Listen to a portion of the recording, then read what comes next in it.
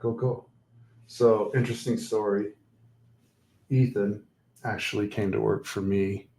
He had done some marketing for Christian and introduced me to Ethan. And Ethan was in his senior year of college doing major in marketing and minor in business. No, it's just major in marketing. Major in marketing. And he was working part-time for me, just running the website and the SEO. And then he graduated, and I was like, bro, what are you going to do with your life? Start a company. So, well, that's pretty cool. Yeah. It's a small world indeed. Cool. So welcome to the OG208 podcast. My name is Anthony James. We have a very special guest with us this afternoon, Erica Nabel. Nabel. Excuse me. Like bobble. Nabel, Bobblehead. like bobble. So Erica runs Nabel horse training in Parma.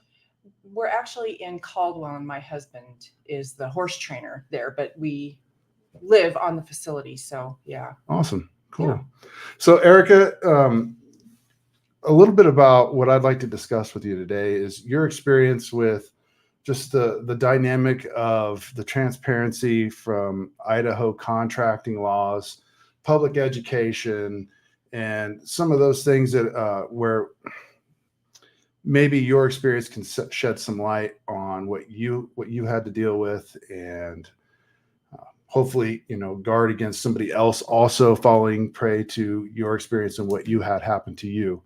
So tell me a little bit about, you had Nabel horse training and you had hired a contractor to come in and build a structure for you. Yes. Towards the end of 2021, with all the growth in the valley, it kind of became apparent that we needed to have our own indoor riding facility, like a big pole barn, clear span pole barn, so that my husband's business wouldn't be so seasonal with all the land development. There just wasn't any place to go off of our own facility, out of our own place. So end of 2021, right into 2022, refinanced our home, did a cash out, started looking around.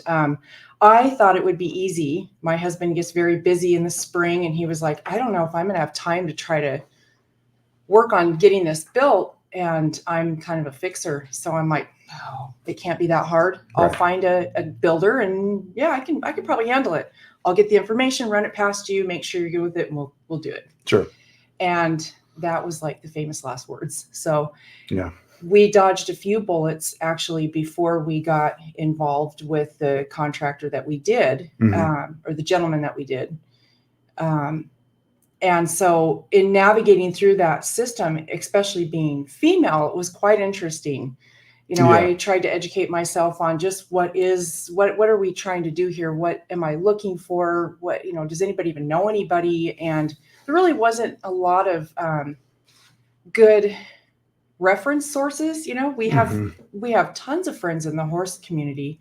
I reached out to all of them, but pole barn stuff, like it just wasn't, I just couldn't really find anybody. I had actually gone through now, and I will kind of go a little bit forward. This was a little while ago, and there's a lot of this stuff that I just kind of like eliminated out of my life. So I don't have every builder that I contacted, but I think it was about 24, 23, 24. Different builders. Yes. Like GCs or contractors? Contractors. Okay. I mean, I went through the phone book. I scoured some of the local pages for horse enthusiasts on Facebook. I was looking for somebody. And time was ticking, and my husband's like, what, are you not finding anybody? Like, what, we got to get this built. So there was kind of some pressure mounting. And desperate people do desperate things. So when you get shut down that many times, and a lot of it was all those 23, 24 builders didn't get a lot of callbacks. I couldn't ever figure out why. If it was busy, I assumed it was because things were busy, but I'm like, gosh, I have the money. I did some research to try to figure out how much materials would cost. So I had a vague idea, and the only thing I didn't really know was how much a contractor would charge. So I had to kind of have an idea of what we needed to get out of our refinance. So that's why I did that. So I kind of did some due diligence there, but man, I could not find anybody. Right.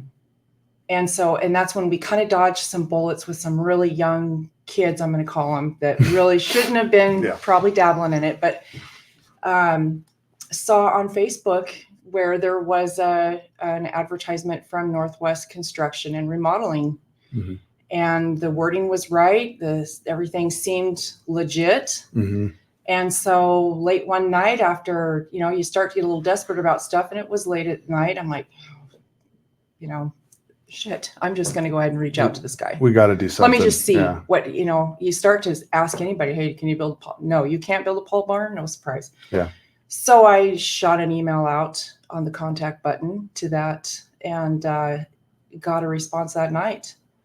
And it was from Christian Stewart. Mhm. And so as that conversation kind of developed, at that time, we had actually gone and we had put a deposit down with another manufactured building company. Sure. I had to sign a lot of stuff to get out of that. So I don't know if I dare say their name, but they're kind of, they have a little clover on their thing, if anybody wants to kind of figure out what that is. Right. Yeah. Very hard to get out of that contract. That was another thing. Again, I kind of going backwards. I had some friends that were builders that were booked out a long ways, and they had told me, Going backwards. don't go with that company. Get out of that. Let it go. The Right off the manufacturer, loss. the kit company. Yeah, this put together kit company. Yes. Don't do it. That's why no one's taking your job, because nobody in the Valley likes how they're built. Yeah. And I'm just like, oh. So I didn't want to do that at that point. Reached out to Christian Stewart and said, hey, I've got everything. I've got the permit. I've got this kit coming. Can you put it up? And he said, send me what you got. Sent it to him. He looked at it. Sure.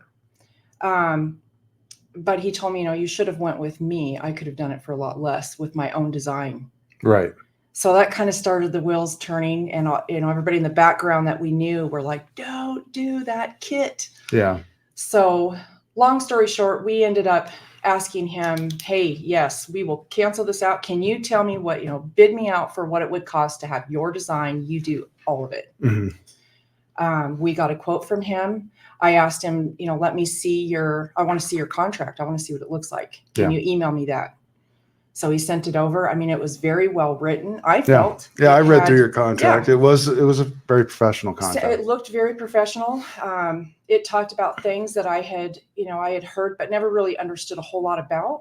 I did have a little bit more trust than I probably should have in some of the parts of what contractors should have and what a contract should have. Yeah. With bonding and insurance and things. And it wasn't, we build the thing, just sign here. Yeah, it wasn't like that. I mean, there are some of it I didn't really honestly even understand, but I'm like, this sounds good. Sounds legit. Yeah. I think this guy's for real. Right. Asked for references. And that was probably the first red flag. But again, desperate people do desperate things. So what was the red flag about the references? I had asked him, because my husband, I'm going and I'm telling him all this. He goes, well, has he ever built one of these? Because I also knew we're looking at that time, it was a 72 by 120 foot. It's a big building. It's massive. Yeah. We're very wide, and that takes a set skill to do, from what I've heard. Yeah. There's guys that specialize just in that. Yeah. And so I'm like, I don't know. Do you want your building or not? Yes, he says he can do it. He goes, well, we need to ask him for references. Mm-hmm. Let's go look at something that he's built. And I'm like, that's probably a good idea. So I asked him, and he I still have all the emails, but he told me something to the effect of, I can't really give you that information because you can't go on their property because it's their property. And I'm like, in my mind, I was like, the red flag was, well, why can't you call and ask them? Yeah. If you built their thing for them. Sure. So that was kind of weird, but in the same sentence, he was like, I can send you pictures of all my stuff. Which later turned out to be completely stolen. Yeah. There was a cease and desist letter sent to Christian Stewart under his previous business name. Mm-hmm. From the which was what again? Which was Stewart Construction. Yeah. I did not know that. I did not know any of that. Yeah. I'm in that same boat with you. I didn't know about that either. Yeah. But continue. So, yes, he had taken these pictures, and I can get into that from what he did prior to starting Northwest Construction, but I didn't know any of this. There's no way anybody would have known any of this. Right. Because of the way Idaho has even their contractor licenses. Yeah. He was issued a whole different contractor license as Northwest Construction and Remodeling than what he had under Stewart Construction. Mm-hmm. I still don't understand how that's possible. I mean, all of these things made it very, very possible for him to do what he did to us and at least 15 people that I know of in the valley and beyond. Yeah. It was something collectively up to almost $500,000, wasn't it? Oh, absolutely. If not more. Probably more. Yeah. I'd say close to $1 million. Oh, wow. I would say that. As everything unfolded. From subcontractors to the people that he said, vendors, I will do this job, all of that, to the whole community of both consumers and on the building side of it. Yeah. Yeah. Easy. So I want to jump back a little bit too. So as you were getting into this, it kind of sounds like you were trying to figure out how to almost be your own general contractor on the job, and you didn't know really where to even start, and it didn't even occur to you that there are general contractors out there and that's what they do for you. Yeah, I didn't realize till at the very end of this whole thing when we actually hired a really good contractor to come out just exactly. You should give him a plug. Paul Vassar Enterprises. That's awesome. Who we had finally come out and do us a solid. Thanks, Vassar Enterprises. Yes. Yeah, really good guy and good crew, and they become friends. Awesome. So yeah. Very good. But he worked with me because I was like, I still don't know how you guys do it. Like, I never want to play contractor again. It sucked. Yeah. It's very difficult. A lot of pieces and components coming together. Mm-hmm. So, I kind of had a vague idea of how things were kind of like material wise, because again, I needed to know, what do I need to have? Right. I can't go back and refinance our property multiple times to be like, hey guys, I should have got maybe a little more. Yeah. So in doing that, I kind of got some lead times on stuff too, because I needed to know when is the deadline for when we have to have somebody out here to get this going. Yeah. And then from talking to various builders and all these things, trying to get somebody hired, I just kind of kept learning a little bit more, going out and looking at other pole barns, and you learn a little bit more. So, when he said we already had the groundwork covered and that was actually going on, the day he came out to pick up the check, we lost, it was $81,800 and some change. Now, was that the total contract amount? No, he asked for 50% down, and not knowing that was really not smart. Yeah. I remember writing it and staring at that check, and I'm like, I don't know, this doesn't feel right. I hope this is not a problem. He actually didn't come the day he was supposed to pick it up. He came the next day. So I remember getting home from work the whole day. I kept texting my husband at work. Did he get that check? So he was even late to pick up his money. Yeah. Yeah. And I remember coming home and looking at it, and I picked it up. I'm like, oh gosh, okay. And then the next day, he got it, and you just have that sinking feeling. You're like, shit, I hope this is legit. So it sounds like you were in a position where you needed to have this building built, and you were up against the wall trying to figure out how to organize all that. And so you kind of just said, screw it. We got to have the building built. So let's just make this decision. Kind of threw caution to the wind. Yeah. When he came out to look at our place, because and I thought that was professional too. I still think that's professional. Before we do anything, I want to come out and look at where you guys are. I want to see the place. And I thought, hey, that's good. Yeah. So, he came out, and at the time I didn't see it as a red flag. Later on, I'm like, Erica, but he, stood out in our pasture where we were like, this is where we're thinking. I kind of had it staked out. My husband's out there giving a writing lesson. And, so he was site mapping it by Braille, so to speak? Kind of, sort of. I had staked out a location. My husband and I had staked out a location, and he kind of was like, well, what about back over here? And I was like, no, I already got all the setbacks, and trust me, that's not a good spot. Yeah. But he kind of walked back there, and I followed him anyways. And then he kind of stood out there, and he was watching my husband, who was in our outdoor arena, and he goes, man, you guys got a cool place. This is awesome. And how'd you guys meet? And that's not a big deal. People can ask that. It's not a big deal. Sure. Looking back, I'm like, oh, But at the time, so what? That's what you do. You think he was small making talk. a move on you? No. Oh, okay. No, he asked how we met, and I said, oh, I almost hit him in my car. Gave this story. It's kind of funny how we met. And, Right. oh, do you guys have kids? No, I was a single mom. I have 2 boys. He doesn't have any kids. Mhm. Oh, yeah. Are they close to their dad? I mean, there were other little small talk in between all this, but he started asking some personal questions. And it led into this thing of, I was a single mom.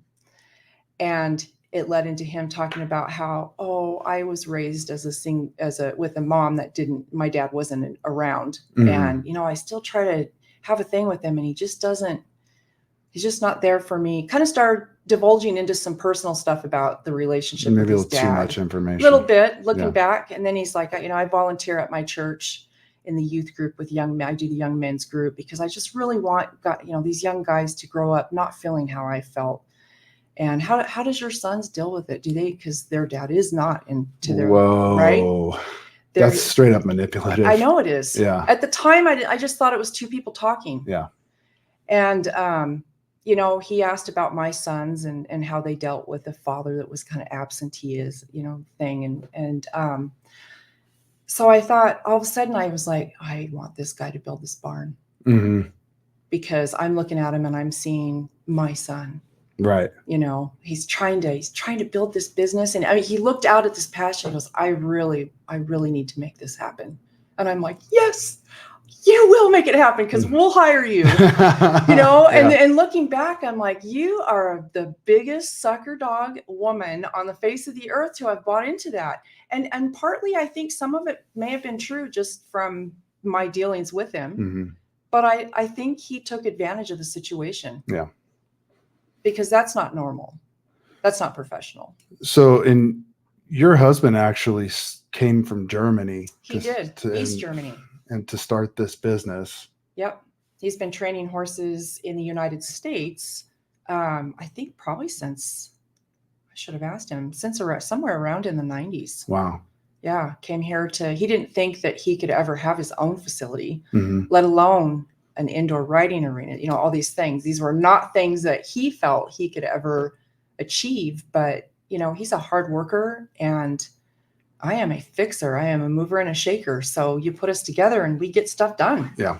And that was a big deal for him, to be able to do this because he didn't think that we could. And I said, yes, we can. Mm-hmm. And then this happened. So it sounds like that was the moment where you made the decision, like, yeah, this is my guy. Yeah. My husband had some reservations, and he tried to come and talk to him and he goes, what is he, 20? Yeah. And I was kind of defensive. No, he's 29, I think. Right. Because I wanted to believe in it. And Yeah. I got a little desperate. There was a lot of components that led into that. And Yeah. I think when you're going into any kind of building project, you got to be prepared, just like buying a car. Mm-hmm.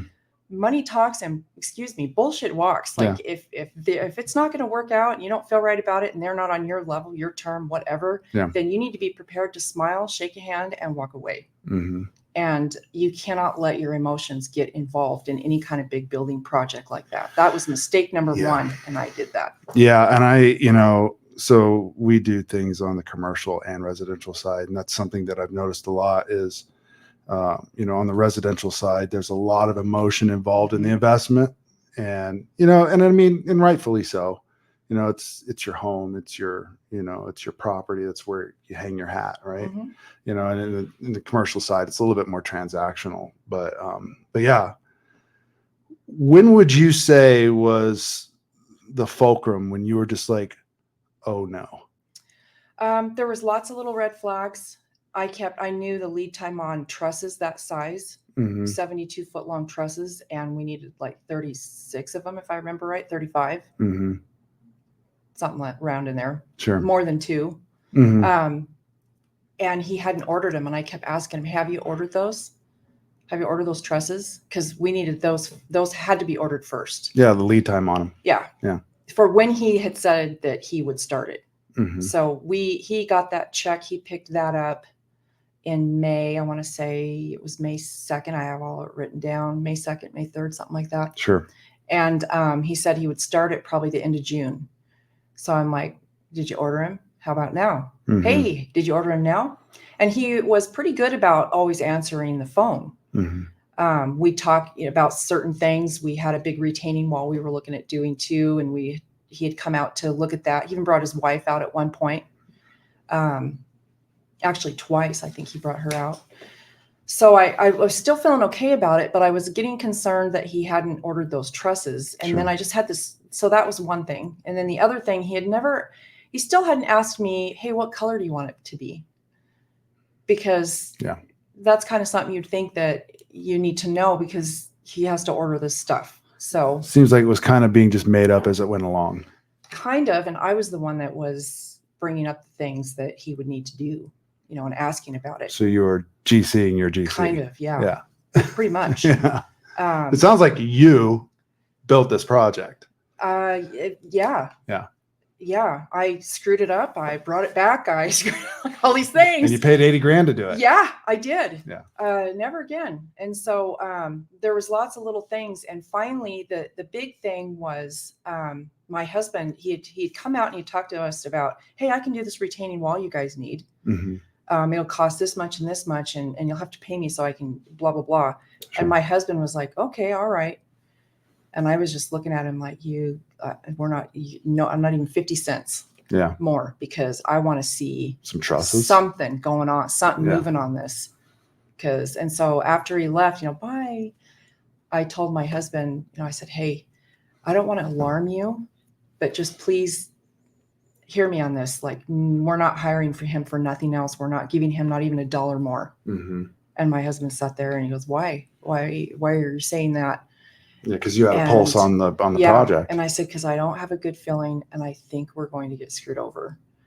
And that started my husband on me too. And I had a lot of pressure on me. So then I have that going on too. Like, what do you mean? Why? Well, how come this? How come that? And it was why'd you hire him? Yeah. Yeah. I had all that coming at me, plus my own inside things. Yeah. And then I was trying to put on a different face for Christian in case I'm wrong. Mm. And things started to get a little funny with him calling me back on stuff. Mm. I'd call and he would send an automated, I'll call you back later text. And so it took about a week of me doing that. Finally, I left a message. Well, what ended up happening, I work as a dental hygienist in Parma. Okay. And I had a patient there that I would have loved to have used, but he was booked out for like a year. Mm. And so he came in and he'd already told me, yeah, I got a job similar to what you got going on. Mm-hmm. Oh, that's cool. All right. So he comes in for his appointment and he goes, oh, hey, I got, stuff is expensive. I got my quote back from Franklin Building Supply for trusses on my build. What are you guys paying on yours? Because mine, I just got the bid back for this. It was like $48,000. And I wrote it down and I'm trying to play it cool with them. And I really just want to leave. And so after, and because I know, as soon as he said that, I knew, because the total cost for that build, I think was 160. Yeah. If it was 160, 166, something like that. Mm-hmm. And so after he left, I really quickly did the math and I'm like, son of a bitch, he underbid me. Mm-hmm. There's no way he can build this for what he thinks he can, or said he can, or whatever the case may be. Sure. He underbid me. That's why he hasn't bought trusses. He doesn't even have enough to pay his guys. There's no way. Mm-hmm. There's no way. And so you knew it right then I knew it. And then I tried to text him, hey, call me. Nothing. Hey, can you call me? Nothing. I'm calling. It took a week and a half. And I told him, I left a message. I shouldn't have done it because I didn't want to show my cards. I was trying to be calm and, hey, I want to talk to you about that retaining wall. Yeah. I want to hire you to do it, but can you call me back? Right. I'm rope him in. And so when he finally called me back, well, I had kind of showed my cards and saying, you better call me back because I know you're fucking with me. Sorry, I don't know if I can cuss on here. Yeah, you can fucking cuss all you want. I don't care. Okay. That's what I said. I know you're fucking with me on these trusses and maybe this whole thing, something to that effect. Yeah. You better call me back. Mm. And so he texted me, I will call you this Friday at 10. And I think Friday at 10 came and went. And I was just like, I couldn't even function. And then he finally called and I started to let him have it. Mm-hmm. And I will never forget that phone call, because I was like, what do you think you're fucking doing? Yeah. Where are you? Why aren't you ordering this shit? You think I'm going to sit here and I gave you 80, blah, blah, blah, blah, blah. And he's like, Erica. And I just stopped and I just knew. And he did this big, the money's gone. Oh, I said, what? Yeah. He said, all the money's gone. Oh, It's Jesus. gone. I said, what do you mean it's gone? And he said he used it to pay for other jobs, for other, like for labor, payroll, making payroll, and building supplies for other jobs. And I asked him, well, what do you have right now? What can I come pick up? Mm-hmm. And he told me nothing. He has nothing. He doesn't own anything. What do you say? He's a man of meager means. Oh, God. And he said, I said, do you own your house? And I'm thinking, well, I'm coming for you. I got something. And he said, no, we just rent. What size shoes you wear?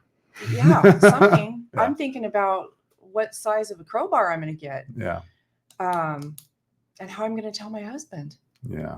He's running a business out there, and every day we have a building pad.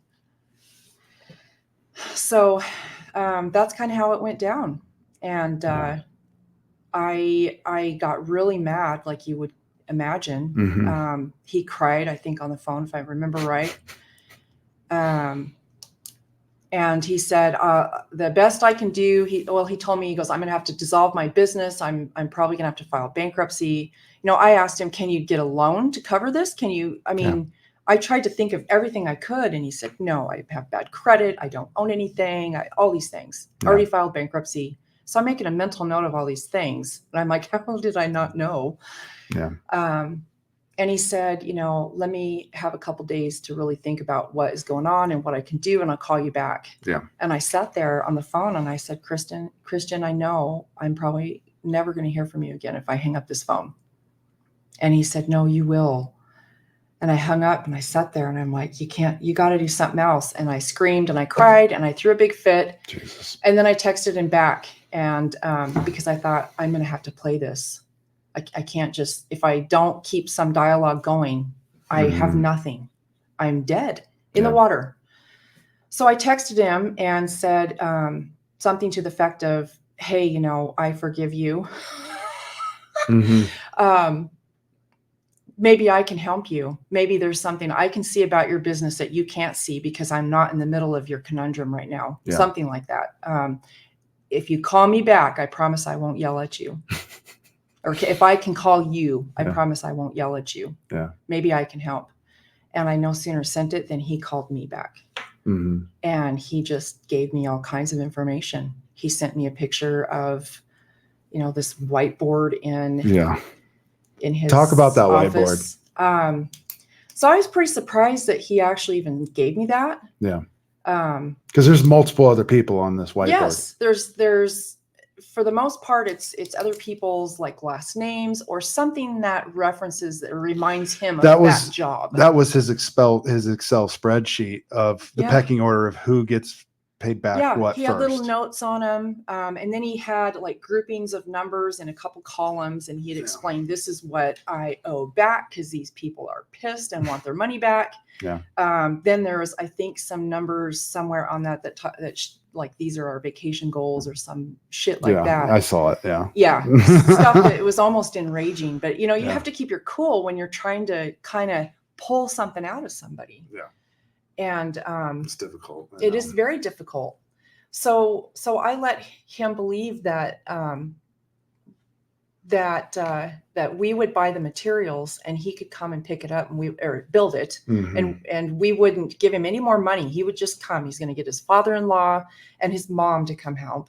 And that was the deal he struck with. That was the deal. Okay. And that's all there was a big long verbal communication thing. I tried to pull him out in text messages after that. Mm-hmm. Because we texted quite a bit for the next, I want to say 2 or 3 weeks. Yeah.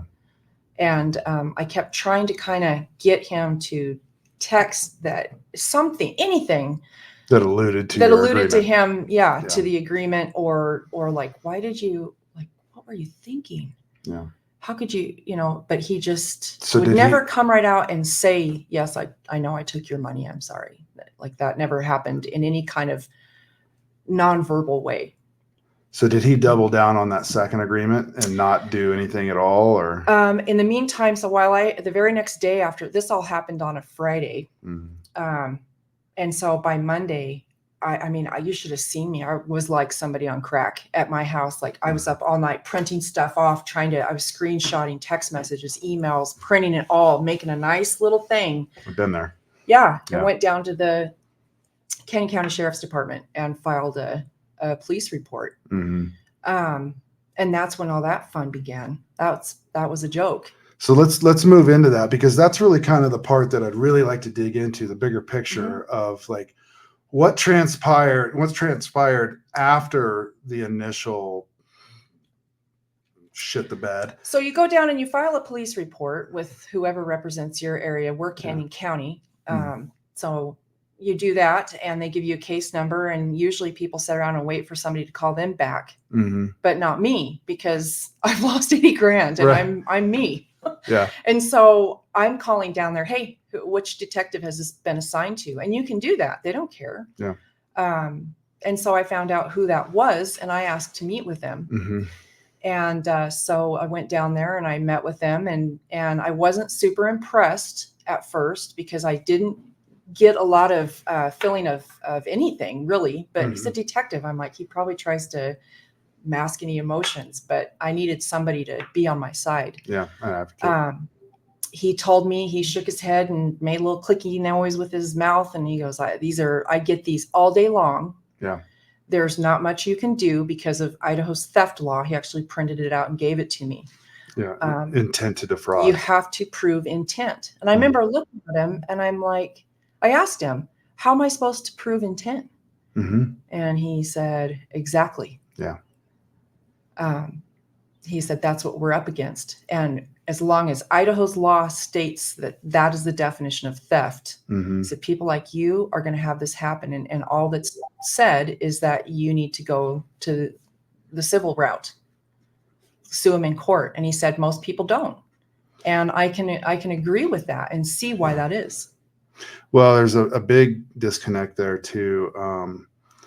Because it sounds like, and that's kind of something I want to really touch on too, is the level of transparency that the state of Idaho has in educating the consumer, right? Because it really does kind of leave the consumer out in the wind just to figure it out for themselves. Yeah. And while there is, the benefit of a, free market, there's really not a lot of consumer protection or education. It sounds like, did you even, and I'm just curious, because this is something I'm thinking about just now, did you verify his registration with the Department of Occupational and Professional Licensing? That is the second big boo-boo that I did, is that I did not verify anything. So was he registered with DOPL? At the time that he wrote up that contract and we signed it, he had let his contractor's license expire. And it had expired. Let's see, we signed that in April. My admin team's gonna get on me later for not telling you that it's a registration, not a license. Sorry, I'm a consumer, not a builder. No, I know. Go ahead. I didn't mean to cut you off. No, you're fine. No, he had let that expire, I want to say in February of 2022. And you'd signed that's when? Verifiable. In April or May. Oh, wow. Yeah. Yeah. If I would have checked that, I would have known. But that was written up. His contract looked so professional to me that I felt like it was fine. And I wasn't concerned. I didn't verify insurance. I didn't verify anything. I just looked at it and thought, this young guy has his shit together. This looks good. Looks like I think we're good. Yeah. So it's something that was very alarming to me, in 208 contractors, as you know, we're very big on like advocating for this oversight that would have given you the consumer protection that you needed and also recourse afterwards, right? But there's members of our administration team that actively go down the contractor board meetings, and it's insane that 80% of all of the consumer complaints in Idaho are for contractors. I believe it. And so I believe it. I just talked to a gentleman that isn't originally from Idaho, but he's lived here for years, and he's looking at hiring some some work out for his property. And I was telling him, be careful, and kind of told him a little bit. And he was shocked. He's from California, but from years ago. I know. I said the C word, the terrible C word. But like so many people I meet that hear this, they're just horrified that in Idaho, that contractor number getting that does not mean much. Not at all. Unless, I mean, there's some trades, but for a GC, it means nothing. And I knew that too, because I've always heard that. I grew up here, grew up in Nampa. So I had always heard that. And I think I hate to say it, but that's also another reason why I wasn't super concerned with that contractor number for him, or what license, or what is it, registration? Well, you don't know what you don't know. And if you don't know to go look at that, how are you? No, and even if it's expired, so what? It doesn't mean anything anyway. So it didn't really give that a lot of weight. Doesn't have a lot of teeth. There are some things you can do, but even if it is enforced, it doesn't have a lot of teeth. I rarely ever see it really enforced. It doesn't matter on a criminal level, because on a criminal level, what matters is the fact that you have a contract. So when somebody gives you a contract stating that they will do this work for you, that right there in and of itself shows intent to do the work, therefore making the theft claim null and void. So it took my money and did not do what he said. That is theft. It is. In its purest form. But when it comes to the construction industry, it doesn't, because there's many excuses that can be used from what I was told. My business went under. Sorry, bad. How do we distinguish between intent to defraud and I'm just a bad business owner? I'm an incompetent buffoon. I don't know. Change the law. That's what the detective told me. He said the problem is you can show intent, because I argued with him. I'm like, okay, I'll see you in a couple days. And I went out and I dug around and I'm like, oh my gosh, how could I be so dumb? Found out about this other business, found all these stolen pictures, who it belonged to. I was able to prove that. Went back to the detective. I'm like, here's your fucking intent. I actually called him wishy-washy. I said, what are you, the wishy-washiest detective in the world? Shit. And I did. And he just stared at me. And I said, look, I'm sorry, but you're not doing a fucking thing. And he just looked at me and did this. And I had to apologize later, because he actually did. He just was keeping it cool, because those guys are like that. And he told me, he's like, it does, even if you have a contract. He knew. And he said, even if you have a contract like that, it shows that he intended to do the work. But you can't say that he intended to defraud you, or that, anything like that. It can be bad business. He can take your money and then still say, oh, my business went under. Sorry. So now it's the burden of proof is on everything is on me. Totally. How do you prove incompetent buffoonery? And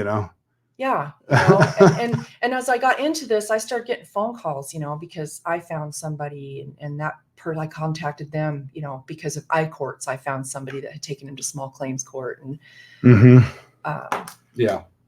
that's just, it kind of led to more and more people. And as I went through that whole thing of it, I'm like, oh, well, that's that guy on this whiteboard. Oh, this is this people. That's these guys on this whiteboard. Everybody had their own experience. And in each case, he did just a little bit, because that's one thing the detective told me too. If you have a contractor and they do anything at all, dig a hole, then it's you can't even get a detective to look at your case. Right. Because they did something.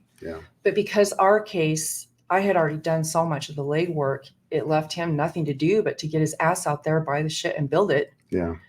And he didn't do any of that. So that ours was the only case out of all of those that, to my best knowledge, actually an investigation was made out of. And once you can't establish intent to defraud, it goes straight to civil. And nobody enforces civil. No. The cops aren't going to go do anything. No. You can do your criminal, and you've got administrative too, which would be your attorney general of the state of Idaho. And then you've got civil, which is your go hire an attorney after you just lost a bunch of money to go win a judgment. Sue a guy who doesn't have any money. Because he's hidden it in a coffee can or spent it on, I don't know, a boob job or whatever. So there isn't anything. There's nothing. And we did everything right that I can think of after this happened. Yeah. I mean, I was following the advice of an attorney. These are your 3 routes. Do it like this. Yeah. If you file a civil suit and then you try to go to the Attorney General of Idaho, you can't, because you have to do the one before the other, all these little things. So in that process of waiting, apparently there is a time frame.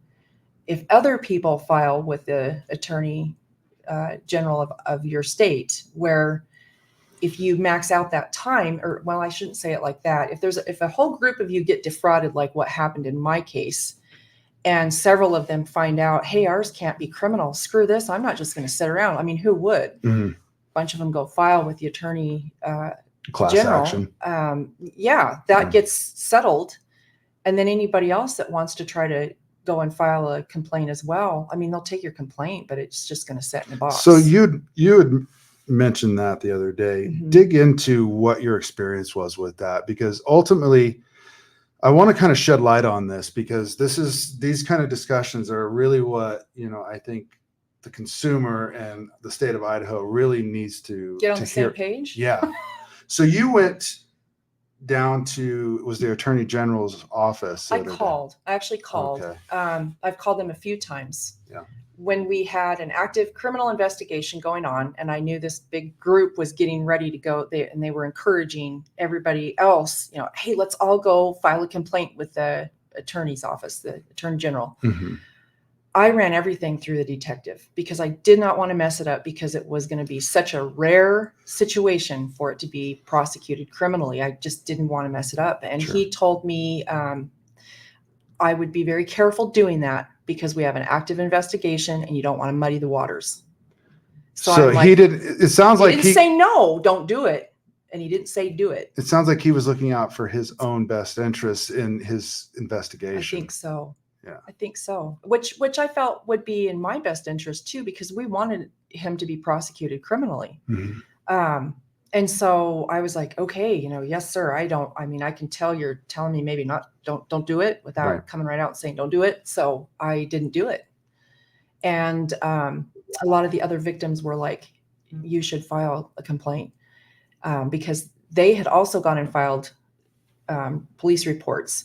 However, since theirs could not be considered criminal, same as yours, the investigators in their cases advised them, go ASAP and file a complaint with the Attorney General for the state. Whereas I wasn't really told that. Before what happens? Go into that. There was one person in the group that kind of openly admitted that, I was told that if you didn't do it, if we didn't get our complaint in too before it was settled, then it wouldn't be able to be considered for restitution. I wasn't aware of that. I don't see that anywhere on their website as far as how there's no explanation of how the whole process works to that kind of detail. Yeah. To know that there are some time constraints there for people. That's for subs. That's for consumers. If you don't immediately go file a complaint with the Attorney General, you may be out of luck. I did not know that. So it sounds like just from my understanding of what you were describing to me the other day, was those who did file with the AG, that case went to trial or, summary judgment or whatever. Something like that. Yeah. And a decision was made on that. And basically that closed the gate for everyone else who hadn't, right? Correct. And that is, There's about 5 people that did that out of maybe 15 that I'm aware of, 13, 14, 15. And so everyone else, you were describing this consequence of that. What was that consequence for them not filing? That you can still file a complaint with the AG, but they will take you won't be considered in that group that it was settled, that settlement group. And so when I asked, and I spoke to a lady named Stephanie down there, who, if you look on, that wasn't just a secretary. I think she was the secretary to the main guy. Yeah, to the main dude. And so I didn't know that when I was talking to her, and I was a little curt. Yeah. No, not me. I was respectful, but I was to the point, and I kept pushing her. I'm like, what are you talking about? So what about everybody else? You represent the people in this state. So what about everybody else? And so it took quite a bit to get her to come out and say it. And basically, if you go after that settlement has been reached, you can file your complaint with them. You can even ask them to send it on to the person that you're filing it about, and even request them to mediate it. She didn't say what it was, but I assume that's just what you're gonna ask them to. Hey, can you pay her back? Yeah. No. And then he's gonna say, yeah, no. Yeah. And they're gonna say, well, okay, because legally you don't have to. So thank you for talking to me. Goodbye. So they'll keep the complaint on file with their office. And he's been banned. So if from what I understand, if a contractor messes up bad enough and the AG gets involved, they can put a thing where you cannot, they tell you better not ever operate as a contractor or own a construction business in the state of Idaho again. Correct. Yeah. And if you do so, I was told that my complaint that came after this settlement, anybody else's that came after the settlement date, as well as all of them, can then be brought up and thrown at them in full force. And that will change. Yeah. But otherwise it doesn't do any good. And she did say, if anybody looks up that business and calls us about it, we'll give them your complaint too. Yeah. Well, the business is dissolved. That makes no sense. Who cares? It does no good. No. So it sounds like your only recourse then now would be to go to a civil suit against somebody who doesn't have the money to pay you even if you win. Yes. And nobody. So like I looked on iCourts the other day. I just looked this morning. Yeah. And he's basically he doesn't show up. The settlement that he does have, or the judgment that he does have, is just like, promise to pay. Yeah. He doesn't even show up for court, so the people win by default. Yeah. So, I mean, that's, I guess, maybe kind of comforting. Like, hey, at least we can get on the list. Yeah. But there's something very terrible. It's something that I think we're battling now because we just became aware of that stuff with the AG. Mm-hmm. And so there's something very unsettling about feeling that you just walked away from it and you didn't do anything. Yeah. Because essentially it sounds like that's what we did, probably to Christian Stewart.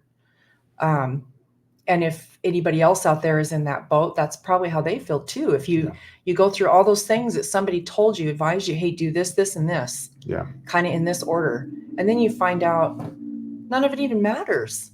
And I kind of already was aware of that because I was told that this is a terrible state for construction law, that it has been taken and twisted into something that it's like the Wild West, literally, quote unquote, the Wild West. I've said that numerous times, actually. Looking back at once all that came to a head, right? And you knew like, okay, now I have to take action, right? If there was one thing you could have done differently at that point when you decided to actually take recourse, what would that thing have been looking back? And we thought about it. I suppose looking back, I would have immediately, knowing what I know now, I would immediately, don't wait for it, file a complaint with the Attorney General of Idaho. Mm-hmm. And not the Contractors Board. I don't see what that's ever even going to do. I still feel like that's a joke, but do that. I do, but do it so that those big guys down there and sitting in a committee can know about it. Yeah. That's about it. I mean, if they reissued him another license, I'd like to sue them or whatever it's called. I would like to sue them because they allowed somebody to be a dumbass again at the expense of people that live in this community. Yeah. And that's wrong. So I would say first, before anything, just get that complaint filed because you can do all three routes, even though you might not win all three routes: criminal, administrative, which is your attorney general. Got traction going. At least you've got something, and you got to get your name in there. I didn't know that, so you got to get your name in there before any other groups of people go in, and the attorney general decides, okay, well, we've heard. They won't post anything. We have to post for 21 days if you want to change your name in the newspaper. What? If you want to change your name, if I want, I'm just saying, for instance, you have to post it in the newspaper.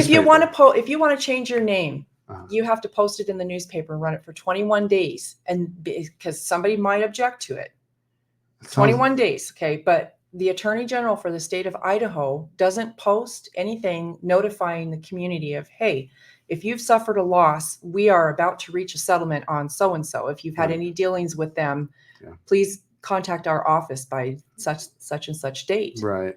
They don't even do that. Well, and I don't think that, because what I've seen, that reminds me of like class action lawsuits against pharmaceutical companies, and it's usually the legal team that says that, right? Like they get this group of people together, and everybody bands together with a legal representation or a firm, and then the firm takes on all that. Mhm. But yeah, what's really interesting, what's frustrating to me, Erica, is, I mean, because obviously, as you know, right after that happened, I had given him employment with my company briefly. Yes, that's how I Yeah. came to know who you were. Yeah. That was an interesting time in life. I bet. So I had basically hired him, and I had known him a couple of years prior to that, and I had sat him down at this very table, and we talked about a situation, and I said, well, I believe that you have the intention to make this right. I said, Christian will give you a job, and I'll pay you X amount of money, but you have to make this right. And he swore up and down that I'll do whatever it takes, that and the other. Mm-hmm. Well, his employment with me was maybe 3 months. And it came to light after all that shebang happened in my group. And my thing is, you all probably thought I was trying to defend him, but I'm still like my group is being taken over right now. Like, guys, you can't do that, right? But what I found interesting is multiple people reached out to me, and that's when I learned that this was the third company he had done that with, and I had no idea of that. And you're the second contractor that did the same thing that you did, and fortunately, you got away from him before you lost too much. So there was another contractor that he worked for as well. Oh yeah, right after he swindled other people, same thing. Oh wow, same scenario. Wow. And that's where this pictures and all the stuff that I was given, that's where my contract came from, actually. Mm-hmm. Was from a stolen computer from a previous contractor and all the information on it. So yeah, you're just lucky that it wasn't worse. Yeah. But I don't know. I never understood why I kind of felt like you got attacked because everybody was well aware that you were not associated with Christian Stewart or Northwest Construction and Remodeling at the time that any of us were taken advantage of. Well, I kind of knew, like, I still to this day have, empathy for where they're at, because realistically, I go through the same stuff that you all went through on a daily basis within my company, and new subs that, we're onboarding. Yeah, I bet. Luckily I have somewhat of a luxury to chalk it up to cost of doing business, whereas you guys have just been independent consumers don't have that luxury. And in some cases it's really ripped apart some of just this lives. group. Yeah. Yep. And so I understood it. I mean, and I still to this day understand. It's like, well, can't get Christian, but God damn it, let's get somebody.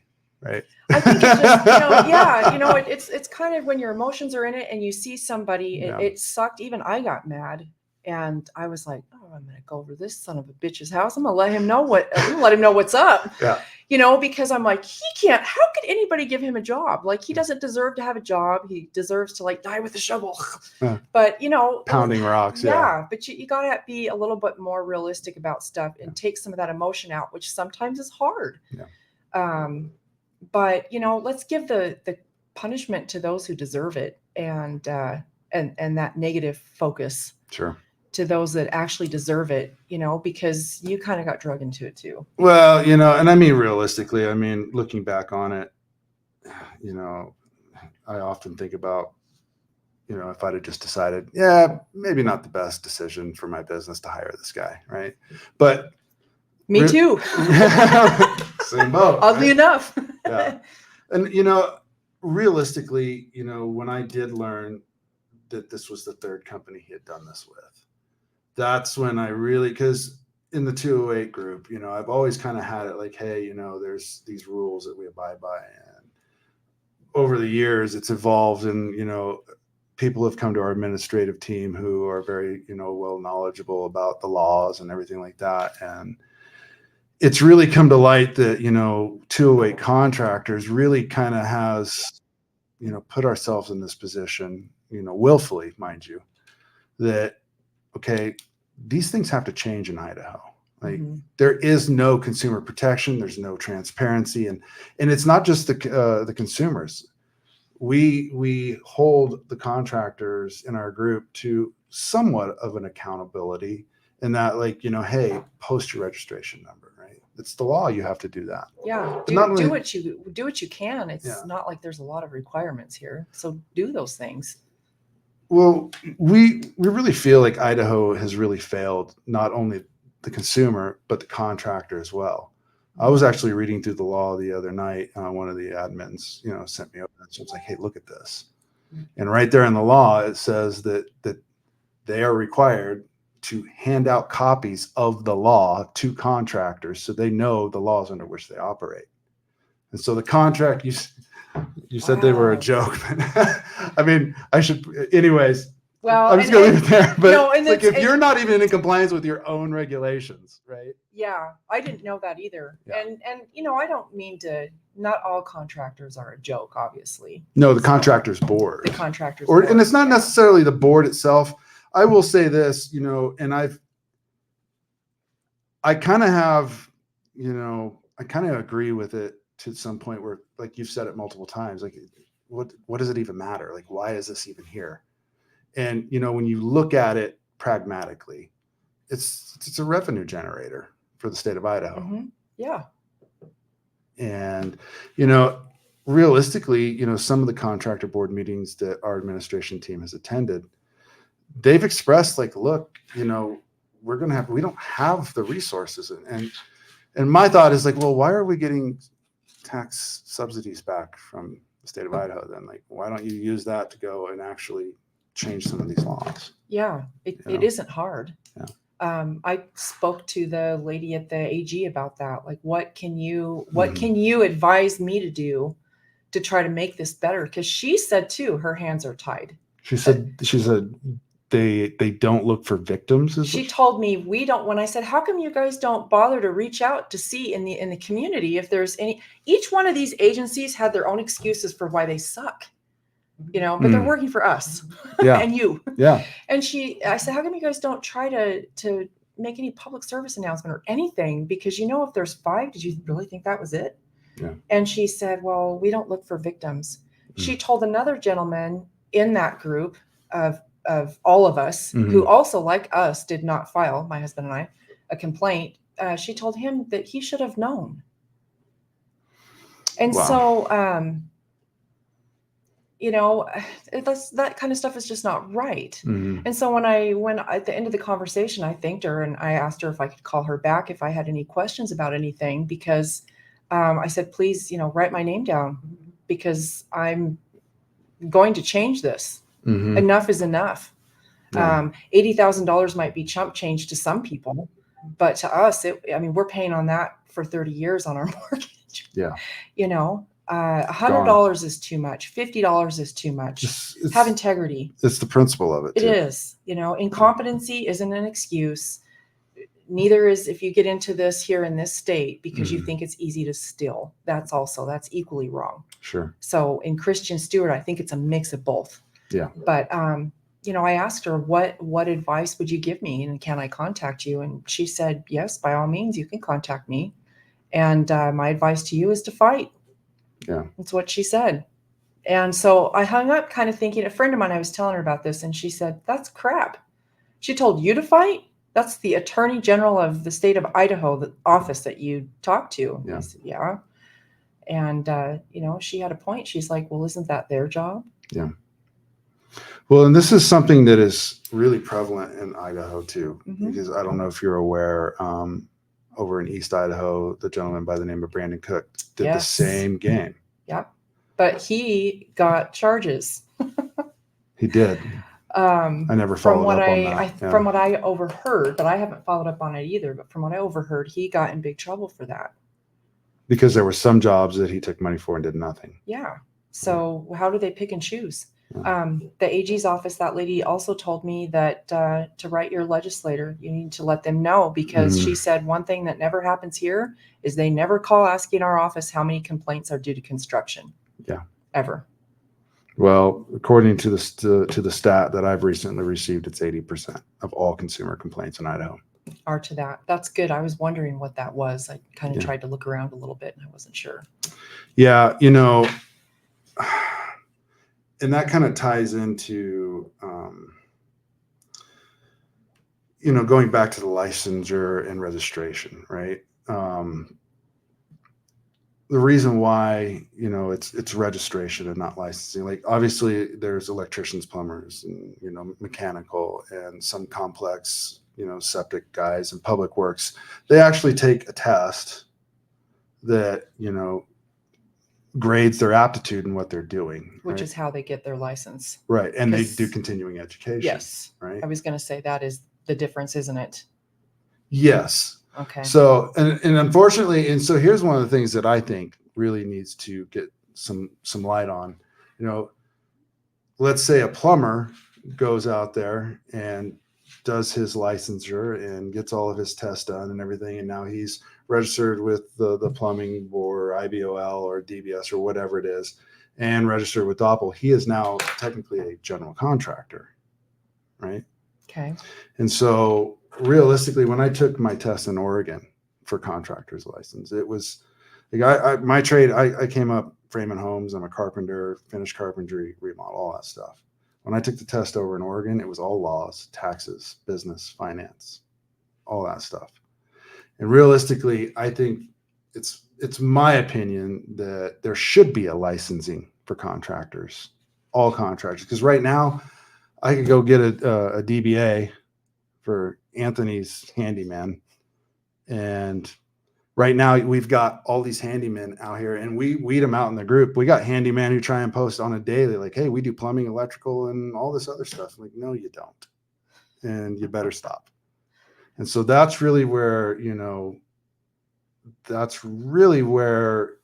bringing you on, the efforts that we're doing in the 208 contractors group it's really for this change that has to happen in Idaho. Well, I agree. And I think it's good because I've always felt, I think I just assumed it. I just always kind of assumed that anybody in the construction industry was like, no, don't tell us what to do. We don't want no regulations, leave us alone. Just trust us and give me your money. Yeah. Which is a common, I think, thought in the consumer end of things. Sure. But I'll tell you, it was hell. That was absolute hell going through what I did just to try to find, a total fraud. So it does need to change. Well, in the end of the day, you did get the building. We did get it built. Yeah, we did get it built. Everything got finished and electricity went in, lights turned on in, what was it, November? First part of November last year. So. And it was Vassar. It was Vassar Enterprises, Paul Vassar. And he came in and worked with you and helped you got it done. He came in. We almost got in bed with another cuckoo. I just can't even believe it. And it's one desperate decision after the next. Yeah. And it wasn't super desperate. What would have been desperate is if we would have continued with it. But he had some stuff kind of tucked away here and there in the build price that I called him out on. And oh no, I just forgot about that. Yeah. Oops. And there's some, and I had trusses coming and would have paid a restocking fee. But I told him, you know what? You're out. You're fired. Clunk. Yeah. And that was it. And he whined and cried, but we held our ground because you have to be prepared to walk away from something if it sounds stupid and doesn't make sense. Yeah. And so, it was just sheer luck. It was a God thing. Paul Vassar came along and very good. We got it up and everything's good now. Yeah.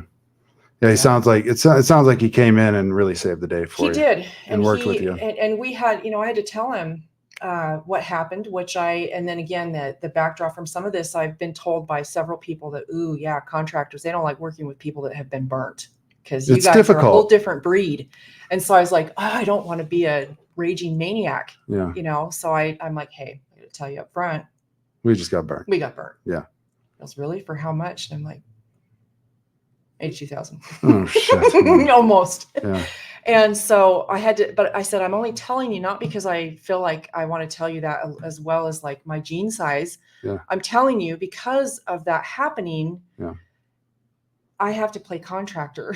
Yeah. Because I can't pay him to do all the legwork of getting the materials. And right. I can't say, build this call me when it's over. I couldn't because we didn't have the money to do that. And I had to ask him, are you willing to work with me on that? And he could have just, with my severe lack of experience and knowledge, been like, okay, we'll build it just how you want it. Right. But he was very good to help us out and like, hey, I know you said this, but it doesn't work like that. Well, it's nice to shine light on the fact that, there are good builders, good contractors out there. Yeah. If you're just patient and you don't rush stuff, yeah, and you check all those things out, I feel like you can get somebody that's good. So, a couple quick questions before we wrap this up. What are some of the top 3 things that you would tell to another property owner, like, hey, when you're looking for a contractor, look for these things. These things stick out more importantly than ever.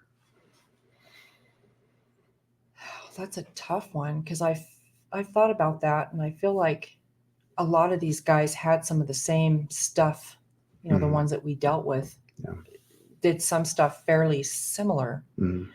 But I think sometimes it's just a gut feeling. Yeah, intuition. It's intuition, and it's how professional they act. Yeah. I think it's better almost to talk about red flags that should make you walk versus anything else. Sure. But I think somebody that don't ever pay 50% down, somebody, you look at that contract and verify those things, make sure it all lines up. Sure. And make sure they're not asking for 50%. That's a big no-no. If anybody wants that, they don't have the experience because they don't have the credit to float those materials or whatever the case may be to make it so that you don't have to pay half. So that everybody's got some skin in the game. Yeah, everybody needs to have some skin in the Sure. game. So I would say that's a big one. Watch for how much money they're charging. It sounds cheesy, but look to see what they pull up in. If we had a guy come out with a bungee cord holding on his bumper, probably not the best to go with. With a bunch of what? A bungee cord holding his bumper on. Oh, wow. So if you're doing well, that should kind of reflect. And if they look cleaned up and put together, maybe if they have all their teeth and they're driving a vehicle that, I'm serious though. Yeah. If somebody's going to ask me for thousands of dollars. How you do one thing is how you do everything. Yeah, it better look like this isn't the first gig that you're hoping to hell I take. So you have a little extra for meth money at the end. Like me and cousin Bobby Joe get this done for you. Yeah. So there's that to take into consideration. Yeah. Yeah, I think that's probably the big ones, which those are silly. But yeah. So would it be ridiculous to suggest that maybe one of the things that, looking back on, because it sounded like when you were first starting to build this, like you were looking for all these different trade contractors, would you have taken that and tried to find a GC? I was actually trying to find a GC, but I was trying to figure out what I needed to get money wise in order to do that. I was kind of trying to find out what the components were. And I also didn't know, that a lot of GCs will handle the excavation part. That was one thing I thought was going to always be on us. But my big thing with trying to shop prices out was I didn't know how much we would be looking at doing at needing to spend to build our project. Yeah. So going into that, real quick, did you have a full set of blueprints with a site map on it with all the, like the scalable details that you could look at and draw material takeoffs from? No. How did you pull a permit without that? At first we did. At first we did an ag exempt permit because we're Canyon County, and at that time you can do that. You can't do that anymore. Now all pole barns have to be. So then so ours is engineer stamped. So we everything we do is harder. So we went backwards and had it engineered backwards. Right. If that makes sense. They came out and inspected it, and I don't think we had to really add anything. It was good as it was, so they stamped it off. Yeah. But yeah, that's how we got around that. Yeah. Yeah. I mean, realistically, looking back on, the name of my company, Sunshine Design and Build, it says what we do. Like we We think Design about it. what we're going to do before we do it. Right. Mhm. And, it amazes me. Like you literally just said that, like we started here and then step back before we could go forward. Oh, everything was nuts. Yeah. I mean, when we came, so I was relying on, I mean, we had bought that kit. Like we kind of knew what we wanted. Treasure Valley still has a thing you can play around with online Sure. for customers. Kind of did that a little bit, looked at a ton of pictures. And then when it came to, I mean, we had that kit and I had paid, that's a whole nother podcast how that went. Yeah. And what that cost. But I had engineer stamp plans from that company. Right. And so looking at that kind of gives It's you more some like an ideas. assembly instructions though. I had the engineer stamped plans. Yeah. And I don't think I think that was to come. Well, and no site map, no benchmarks of where that building is actually going to be. We did have that because You did? we hired the groundwork out ourselves and had the guy come out Good. and Yeah. we had all that done. Yeah. And for the size that we wanted. Mm-hmm. And so that was done. And then when all of this, when it was all done and we were screwed and it was over and we're sitting there staring at this giant flat building pad Mm-hmm.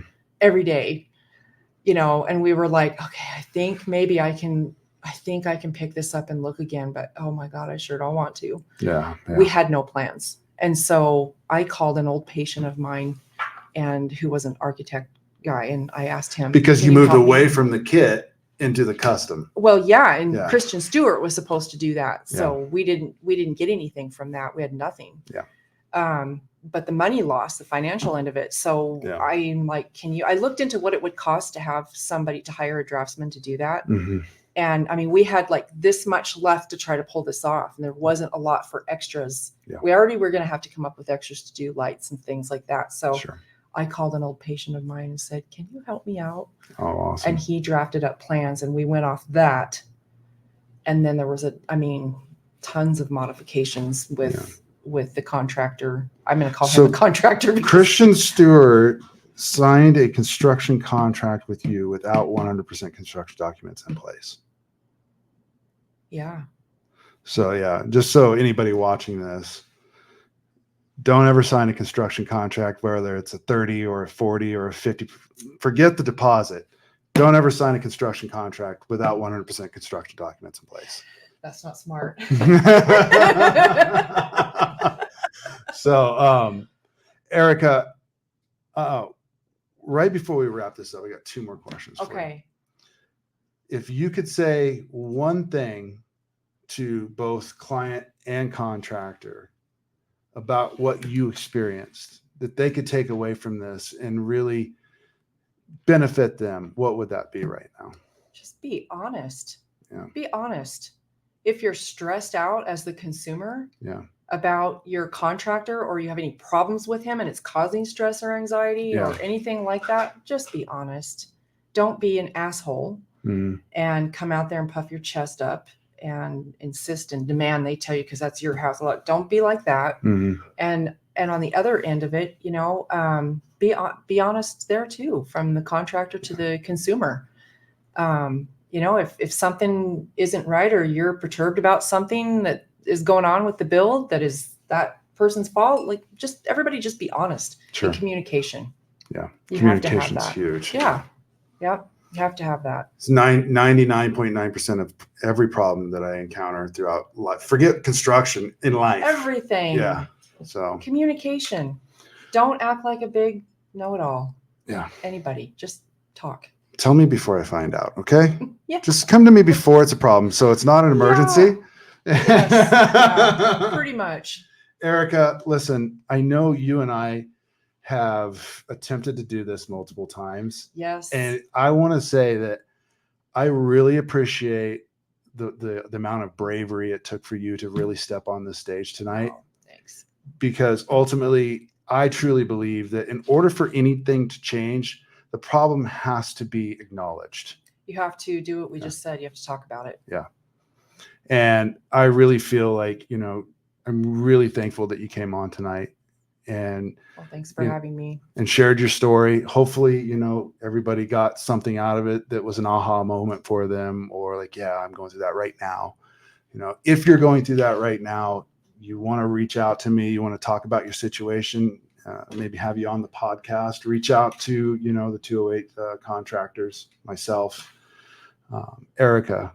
I really appreciate you, having the courage and the strength of character to step out today and say what Thanks. you said. I'm going to go get a drink after this. So no, I'm just kidding. All right. Mom. Everybody, have a great weekend. Thanks for joining us on the OG208 podcast. Until next time.